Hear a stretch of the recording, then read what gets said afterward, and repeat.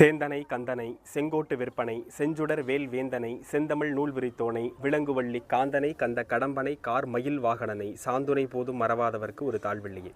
வருகின்ற பிப்ரவரி மாதம் 1ஆம் தேதி 2026 அன்று ஞாயிற்றுக்கிழமை தை மாதம் 18ஆம் நாள் தைப்பூச திருநாள் வரவிருக்கிறது.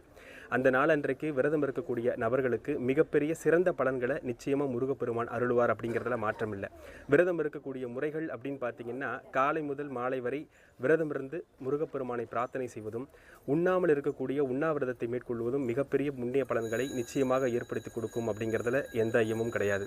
சரி, முருகப்பெருமான பிரார்த்தனை பண்ணுறதுனால அன்னைக்கு நடக்கக்கூடிய விஷயங்கள் என்னன்னு பார்த்தீங்கன்னா, குழந்தை இல்லாதவர்களுக்கும் திருமண தடையை நீக்கக்கூடிய அமைப்பும், ராகு கேது போன்ற ஜாதகத்தால் ஏற்படக்கூடிய அத்தனை பிரச்சனைகளையும் நிவர்த்தி செய்யக்கூடிய அற்புதமான நாளாக அந்த திருநாள் அமைந்திருக்கிறது அப்படிங்கிறத சொல்லலாம்.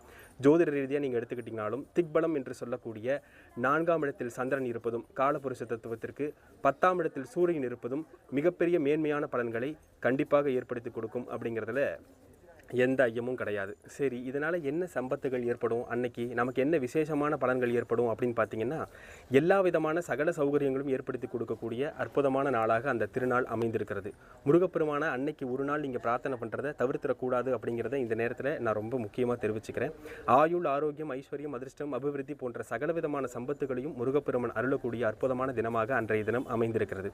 வள்ளியை மனம் புரிந்த நாளாகவும், ஈசானம், தற்புருஷம், அகோரம், வாமதேவம், சத்யோஜாதம் என்று சிவபெருமானுடைய 5 முகங்களோடு 6வது முகமாக அதோ முகத்தையும் கூடியிருக்கக்கூடிய கந்தப்பெருமான் மிகப்பெரிய மேன்மையான பலன்களை அன்னைக்கு ஏற்படுத்தி கொடுப்பார் அப்படிங்கிறத மாற்றமில்லை.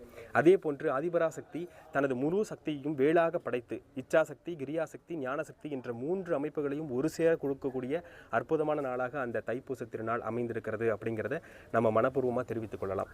நமது நேயர்கள் அனைவருக்கும் எல்லாம் வல்ல முருகப்பெருமான் ஆயுள், ஆரோக்கியம், ஐஸ்வர்யம், அதிர்ஷ்டம், அபிவிருத்தியோடு சகலவிதமான சம்பத்துகளையும் அருள வேண்டும் என்று வேண்டிக் கொண்டு, 6 தடந்தோள் வாழ்க, அறுமுகம் வாழ்க, வெற்பை கூறுசை தனிவேல் வாழ்க, குக்குடம் வாழ்க, செவ்வேள் ஏறிய மஞ்சை வாழ்க, யானைதன் அணங்கு வாழ்க, மாறிலா வள்ளி வாழ்க, வாழ்க சீர் அடியாரெல்லாம் என்று அனைவரையும் வேண்டி விரும்பி பிரார்த்தித்துக் கொள்கிறேன். நன்றி, வணக்கம்.